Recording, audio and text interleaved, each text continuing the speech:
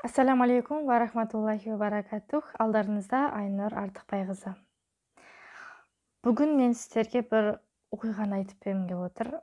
6 жасар бала туралы. Яғни ол Турцияда болған оқиға. Бір өте бір керемет отбасы болады.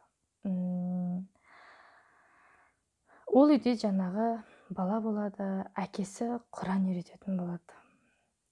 Бала 6 жасында қари болады. Қари дегенді білеміз ғой, иә? Қари деген кім? Ол бүткіл Құранды жаттап шыққан адамды қари деп айтады. Яғни 6 жасында бұл бала уже қари болып аталады. Әкесі қуанып, үйінде күніге де Құран. Қандай керемет отбасы, иә? Сөйтіп жүрген кезде әкесі марқұм қайтыс болып кетеді. Сөйтіп анасы екеуі қалады. Содан кейін анасы Құран үйрен деп жүреді. Бірақ бұл баланың жүрегінде бір өзі Құранды жек көретін болады. Оқығысы келмейді да, Құранды оқығысы келмейді. Сөйтеді да анасы оқы дейді, сонымен бір оқып, бір оқымай сөйтіп жүреді. Бір сөзбен айтқанда Құраннан қашып жүреді оқудан. Анасы Құран оқы деп айтып жүреді. Сенің әкенің армандаған арманың еді, сен әйгілі қари болу деп, содан кейін сондай Құранмен өмір сүрсін деп армандаған еді сені деп баласын айтады. Баласы сөйтіп жүргенде уақыт өтіп 11-ді бітіреді. Мектепті жақсы бітіреді, жақсы оқитын болады. Сонымен бұл Америкаға оқуға түседі. Анасы сол күйі Құран оқы дейді, енді шамасы да келмейді. Анасының Құран оқы дегенді кішкене көз алдында оқып тұрады, одан кейін қойшы оқымаймын деп, или оқығансы болып отырып, содан кейін оқымай қойып сөйтіп жүреді бала. Ақырында Америкаға оқуға түседі. Ол жерде Америкада бұл балаға барлығы жағып қалады. Қой дейтін ешкім жоқ, музыка, наушник, азаннан кешке дейін музыка, қаласа зина жасайды, қаласа отырыстарға бара салады, іше салады, сонымен сөйтіп жүреді да, енді қой дейтін ешкім жоқ,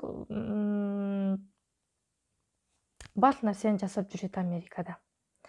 Сөйтіп бұл бала каникулға үйіне келеді, анасының үйіне.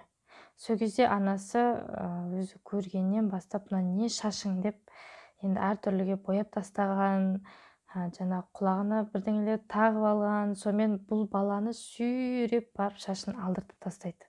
Құлағындағын шешіп, не мынау деп анасы жылағандай болып айқайлап ұрсып, баланы Құран оқы, не ол сен деп Құран оқытқызып қояды. Анасын көзінше оқығандай болып, кейіншек оқымай, ақырында сол каникулы бітеді. Сөйтіп дереу асығып сол Америкасына қайтадан оқуын жалғастыруға кетеді бала.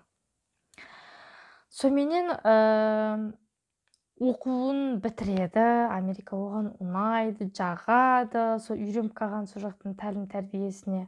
Сонымен оқу біткеннен кейін өзінің еліне қайтып келеді. Сөйтеді да, бұл жігіт үйіне келген кезінде анасы үнемі сол Құран оқы, сенің әкенің арманы еді деп оны шаршамайды айтып. Одан кейін бала бір оқып, бір оқымай, жаңа көзінше оқып сөйтіп жүреді. Бірақ Құранға мүлдем жолағысы келмейді, мүлдем оқығысы келмейді да. Сөйтеді да кейін сол жерде бір скорыйға жұмысқа орналасады. Сөйтіп орналасады, оның қасында жаңағы шофері өзі бір иманды жігіт болады. Үнемі салауат айтып, зікір айтып, сөйтіп жүретін жігіт болады екен. Жаңа уағыздар тыңдап сөйтіп жүреді екен да. Сонымен бұл балаға қараған сайын бұл жаңа ойлайды екен да, бұл маған мен жек көріп қарап тұр деп ше, жаңағы өзінен біледі ғой өзінің дәрежесін, жаңағы Құран оқымайды, ол құсап, жаңағы жігіт Құран оқып жүреді екен. Үнемі зікірін тастамай, үнемі салауатын тастамай жүреді екен. Сонымен бұл жігіт анаған жаңағы бала қараған кезде бұл бала ішінен ашуланады. Бұл неге маған қарайды бұл? Оқыса оқи берсін, маған неге қарайды, мен өзім білемін ғой, оқимын ба оқымаймын ба деп. Сөйтіп жүрген кезінде бір күні бір вызов келеді. Сол вызовқа барса, бір жол апаты болады екен. Сол кезде бір БМВ аударылып қалған, ішінде 3 адам қайтыс болған екен. Біреуі лақтырып жіберген, жаңа авария болған кезінде. Сөйтіп сыртта біреуі өлім аузында жатыр екен. Сонымен бұл екеуі жүгіріп барады, жаңағы қасындағы шофері бар ғой, жаңағы жігіт, Құран тыңдап жүрген жігіт. Сол жүгіріп барып, жаңағы басына жаңағы қолын қойып, қолын ұстап, ля иляха илlallah деп айт, ля иляха илlallah деп айт, калимаңды айт, ля иляха илlallah деп айт десе, жаңағы айта алмай жатыр, жаңағы өлім аузында жатыр, бет аузының бәрі быт-шыт, жаңағы енді авария болған. Дірілдеп, көздерінің бәрі жаңағы алапла болып дірілдеп, көзінен жаңағы аузынан көбіктері ағып, сол күйі жаңағы калимасын айта алмайды жаңағы бала.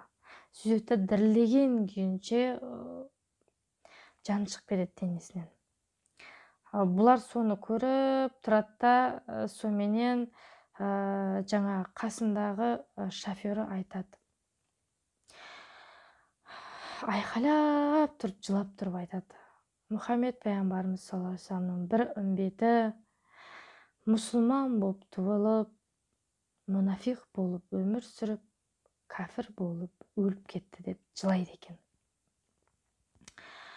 Соменен бұл соны естіп қайта жаңағы енді ол жерден қайтады. Соменен Құранды қолына алады.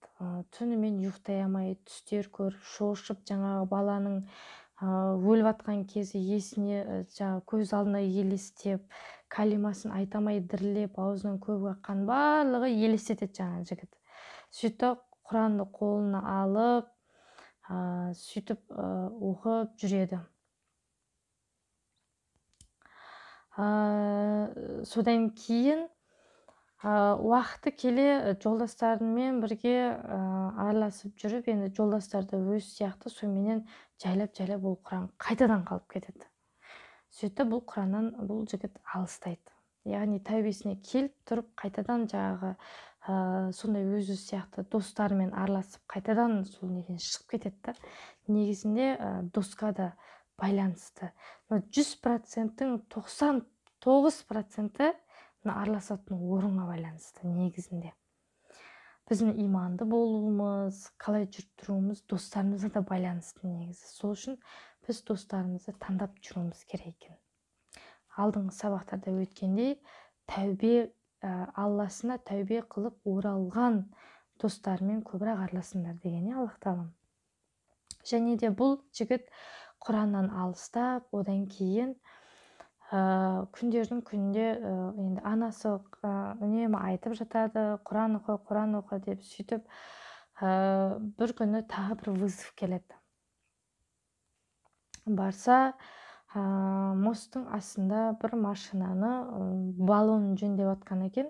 3 балон тұрған, бір балонын енді салып жатқан бір жас жігіт екен. Соны балонын салып жатқан кезінде уже қараңғы болып қалған, бір машина қағып кеткен екен жаңағы жігітті. Сөйтіп сол жігітке барады енді бұлар вызовпен. Сөйтіп сол баланы тезірек скорыйға салады да, екеуі скорыйға отырып жүріп кетіп бара кезінде жаңағы шофер жігіт айтты дейді. Енді бұл әңгімені жаңағы жігіттің өзі айтып беріп жатыр. Енді сол жігіт айтады, менен сұрады дейді. Сен әтір сеуіп алғансың ба деп сұрады дейді. Жоқ, мен әтір сепкен жоқпын. Шынымен де сепкен жоқсың ба? Иә. Сен ше? Мен де сепкен жоқпын дейді жаңағы шофер жігіт. Сонымен резко тоқтайды машинамен. Енді ұшып кетейін деп, өзі тез келе жатқан машина тоқтайды да, сөйтіп дереу түсіп, скорыйдың артын ашқан кезде енді бір керемет иіс шығып жатады. Аңқып енді ше. Сөзбен оны жеткізе алмайсың да, кереметтілігін. Соменен бул айкайлап туруп жаңағы кубанады го жаңағы жигит. Сөйтет да Аллаху акбар, ла иляха илlallah, Мухаммаду расулулла дейді да, соменен ана балага караса, бирок кабыргалары каясып калган, бет аузунун баары быт жыткан. Бирок ана жигит аны күлген күйүнчө, жымыйган күйүнчө жатыр да жаңағы жигитчи. Уже бирок кайтыс болуп кеткен. Соменен эсти жабат да дереу моргко алып барат. Сомен моргко алып барган кезинде, алып кирип бараткан кезинде баардыгы сурайды. Мынау не деген ис, мынау не деген ис деп, не деген керемет ис деп баары сурайды. Сөйтүп бул жигитти алып киреді моргко. Сол кезде сол жердин жаңағы үлкен врач айтады. Бул шахаданын, калима шахаданын иси ғой деп айтат да. Сонда бул шахидтин иси деп айтат да. Шахид болуп өлген адамдын иси деп айтат. Сол кезде бул экөөбү карап туруп жаңағы шофер жигит кубанып бул калимасын айтып, яғни ла иляха илlallah, Мухаммаду расулулла деп кайтыс болгон адам ғой дейт да жаңағыны. Содан кийин бул жаннаттын бұрқыраған иісі шығып тұр да енді жаңа жігітте. Білесіздер, шахид болып өлген адамдар ешқашан шірімейді, құрт жемейді. Сол күйі қияметке дейін мынау денесінің бәрі сақталып қалады екен. Яғни калимамен өлген адамның барлығы қияметке дейін сол қалпы жатады екен. Түр-түріне әдемі болып. Содан кейін жаңағы жігіт соған қарап тұрып, ішінен бір жарылып кетейін деп жылайды. Сөйтіп соның барлығын бітіргеннен кейін үйіне келіп, Құран кітапты ашып, оқиды, жылап отырып оқиды жаңағы жігіт. Сол кезінде Ар-Рахман сүресінің бір аятын оқиды. 26 аяты мен 27 аятын оқиды. Аузу биллахи минаш шайтанир раджим. Бисмиллахир рахманир рахим. Куллу ман алайха фан. Ва ябқа ваджху раббика зул жалали вал икрам деген аятын оқиды. Яғни бүкіл жер жүзі жоқ болады дейді. Бүкіл жер жүзі жоқ болады, жермен жексен болады. Ұлылық иесі Раббың ғана мәңгі қалады деген аятты оқиды. Яғни мына жер дүние жүзінің барлығы жоқ болады, тек қана Раббың ғана қалады деген аятты қайта оқып жылайды жаңа жігіт. Соменен бұл Құранды алып, өмірінің соңына дейін сол Құранмен өтеді. Бұл болған оқиға.